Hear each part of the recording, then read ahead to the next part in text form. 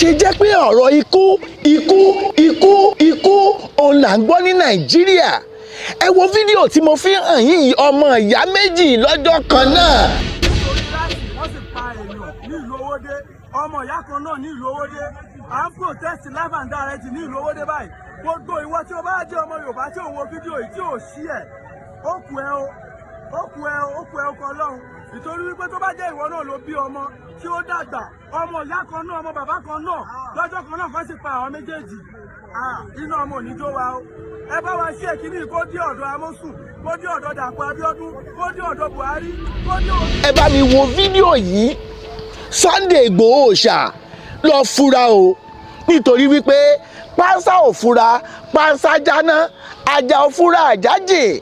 Nínú fídíò yìí ẹ tún wá gbọ́ àwọn ìjọba Amẹ́ríkà wọ́n wọ̀nù Nàìjíríà wípé ó ṣeé ṣe o terrorist attack ó máa wáyé nílùú Àbújá. Ẹ̀yin èèyàn ẹ tẹ́tí lẹ́kọ̀ọ́, ẹ máa bá mi ká lọ nínú fídíò yìí, ẹ gbọ́ ọ̀rọ̀ ẹ dẹ̀ gbọ́ wìrìwìrì. Ó ṣe wá jẹ́ ọ̀rọ̀ ikú là ń gbọ́ ní Nàìjíríà ní gbogbo ìgbà, lórí Facebook, lórí Instagram, lórí ẹ̀rọ ayélujára. Kí Ọlọ́run ọba aláwùrábí kó má jọ arìn níjọ́ ebi ń pọ̀nà. Ohun tá a gbọ́ nílùú Owódé ni pé nítorí àpò ráìsì ni wọ́n ṣe pa ọmọ ìyá méjì, ọmọ bàbá kan náà, ìyá kan náà ní ọjọ́ kan náà nílùú Owódé.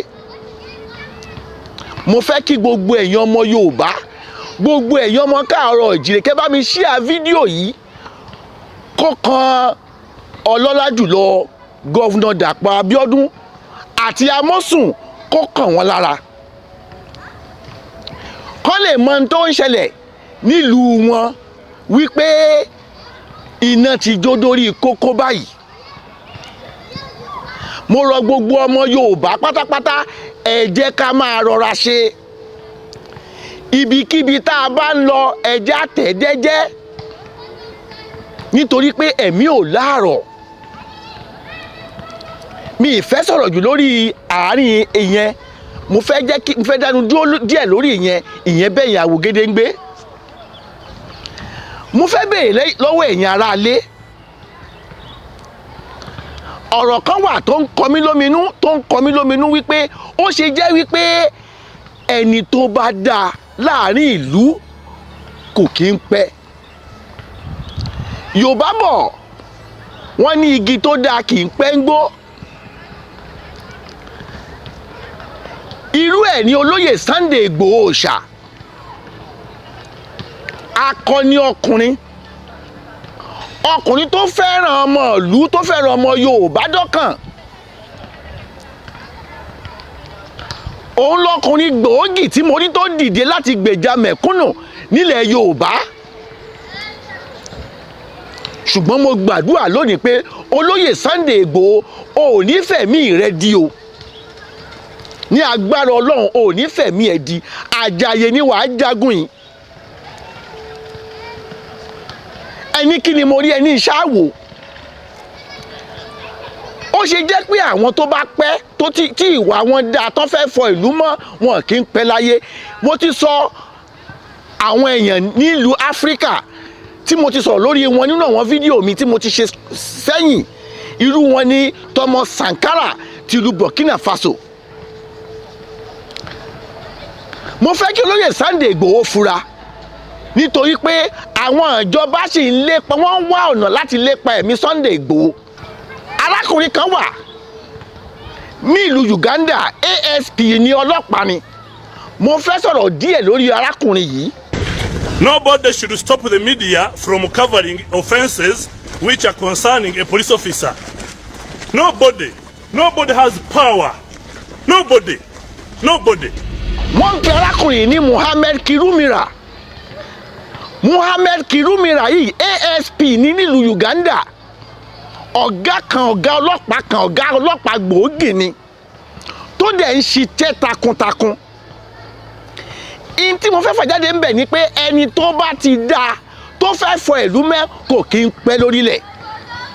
irú ẹ̀ ní Sunday Igboho. Mo dẹ̀ gbàdúrà pé Sunday Igboho ò ní fẹ̀mí rẹ̀ di.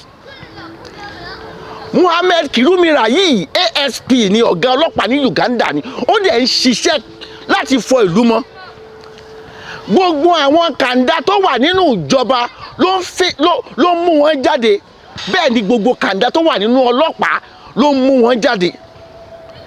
Ṣùgbọ́n inú àwọn olóṣèlú ò dùn nílùú Uganda ńgbà náà. Inú àwọn ọ̀gá ọlọ́pàá kan, inú wọn ò dùn sí arákùnrin tí mò ń sọ yìí, nítorí pé ọ̀pọ̀lọpọ̀ àwọn ọlọ́pàá ńgbà náà nílùú Uganda ló ń gbà bẹ̀tẹ́lẹ̀ lọ́wọ́ àwọn olè. Ọ̀pọ̀lọpọ̀ àwọn olóṣèlú nílùú Uganda nígbà náà ni wọ́n ń ṣe ìwà ìbàjẹ́ tí arákùnrin dẹ̀ ń fish wọn out lẹ́yọ kọ̀ọ̀kan. Arákùnrin yìí ẹni tó bá lè lọ gọ́gù ẹ̀ kó lọ wo ìtàn arákùnrin yìí Muhammed Kirumira yìí kó lọ wo ìtàn ẹ̀ kó wo gbogbo ohun tó ṣe nílùú Uganda. Àṣẹ̀yìnwá àṣẹ̀yìnbọ̀ ẹ̀ ń kọ́. He was assassinated. Wọ́n rán àwọn agbénipa pé kán lọ pa. Dèní eléyìí yìí wọ́n ti mẹ́ni tó pa. Mo ṣe ń sọ wípé ó ṣe jẹ́ pé igi tó bá dáa kò kí ń pẹ́ nígbó. Mo ṣe fẹ́ ní pé olóyè Sunday Igboho gbọ́dọ̀ fura. Kò gbọ́dọ̀ rò pé ìjọba Nàìjíríà ti gbàgbé òun. Ó lè má ṣèjọba Nàìjíríà kó jẹ́ pé àwọn aráàlú gan tó jẹ́ pé àwọn olóṣèlú ni wọ́n máa lépa ẹ̀mí olóyè Sunday Igboho. Kò gbọ́dọ̀ àsùnpìyè. Kò gbọ́dọ̀ gbára lé ènìyàn, nítorí pé ènìyàn náà ni wọ́n rán sí ni. Wọ́n ní bí ikú ilé ò bá pani tòde ò lè pani. Olóyè Sunday Igboho gbọ́dọ̀ fura gidi, nítorí pé ìjà Yorùbá nation tá à ń jà yìí Ọlọ́run ò ní jẹ́ kí Sunday Igboho kó bá lọ. Gẹ́gẹ́ bí Yorùbá ti máa ń sọ wípé igi tó dá ò kí ń pẹ́ nígbó. Arákùnrin tí mò ń sọ yìí kó tó di wípé wọ́n assassinate ẹ̀, ó fi iṣẹ́ ọlọ́pàá sílẹ̀ nítorí gbogbo ìwà àbàjẹ́ tí wọ́n wù nínú iṣẹ́ ọlọ́pàá, nítorí gbogbo ìwà àbàjẹ́ táwọn olóṣèlú wù nínú Uganda, ó fi iṣẹ́ ọlọ́pàá sílẹ̀. Àṣẹ̀yìnwá àṣẹ̀yìnbọ̀ ẹ̀ ń kọ́, wọ́n rán unknown gunmen, wọ́n rán sí láti gbẹ̀mí ẹ̀. Mo ṣe ní pé olóyè Sunday Igboho ó gbọ́dọ̀ fura. Ìyìn tí n fẹ́ fà jáde ń bẹ̀ ni wípé igi tó bá dáa kì í pẹ́ nígbó. Ẹni tó bá níwà rere tó níwà tó dáa, òun ni àwọn aráyé ò kí ń fẹ́. Initially Sunday Igboho inú ẹ̀ bínú ẹ̀ ṣe rí, òun ló ṣe jáde láti jà fún ọmọ Yorùbá. Nítorí pé gbogbo rògbòdìyàn tó ṣẹlẹ̀ ní gàngànjọ́ kìíní àná, kò sí ìjọba tó bá wọn dá sí, tán fi pa Dr. Aborode, tán fi pa Alájà pẹ̀lú àwọn míì tá a lè dárúkọ wọn lórí afẹ́fẹ́. Ṣebí òun ni Sunday Igboho fi dìde, tán fi ní kí Sunday Igboho kó mórí wá, kọ́ ní Sunday Igboho take law into his hand. Èé ṣe ẹ̀yin ọmọ Yorùbá, èé ṣe ẹ̀yin ọmọ káàárọ̀ òjíire tá a nífẹ̀ẹ́ ara wa dénú. Mo fàsìkò yìí gbàdúrà fún Sunday Igboho wípé Sunday Igboho ò ní kú ní rèwerèwe o, kò dẹ̀ ní kú lọ́mọdé, á dàgbà, á fèrègì jòbì. Ogun yìí ogun àjàyè ni, á sì bá wọn jáyè. Ìyẹn báyẹn àwògedengbe. Mo tún ní kí n sọ̀rọ̀ lórí meeting tí ó wáyé ní àná àbíjẹta nílùú Tápà ní Ìbàràpá. Ẹ bá mi gbé fídíò yìí sí láti ilé agbára. Ẹ wo fídíò tí mo fi hàn yín yìí. Meeting táwọn Yorùbá nation tí wọ́n hold nínú town hall kan ní Tápà ni wọ́n ti gbé Ṣàngó sílẹ̀, tí wọ́n gbé irin sílẹ̀. Fídíò yẹn ni mo fi hàn yín tẹ́ ń wò lójú amóhùnmáwòrán láti ilé agbára yìí. Ìtumọ̀ Ògún tí wọ́n gbé sílẹ̀ ni wípé káwọn èèyàn máa búra kó tó di pé wọ́n wọnú hall tí wọ́n ti fẹ́ ṣe meeting. Kán máa búra wípé àwọn ò ní dá Yorùbá nation, bẹ́ẹ̀ làwọn ò ní dá Sunday Igboho ṣá. ihun tí ń fẹ́ fàjáde ń bẹ̀ ni wípé ìbúra tó ń búra yìí ìtumọ̀ ẹ̀ ni wípé ẹni tó bá dalẹ̀ á balẹ̀ lọ. Gẹ́gẹ́ bá a ti ṣe mọ̀ wípé ìgbàgbọ́ àwọn Yorùbá ni wípé Ògún wà, Ògún dẹ̀ ń jà.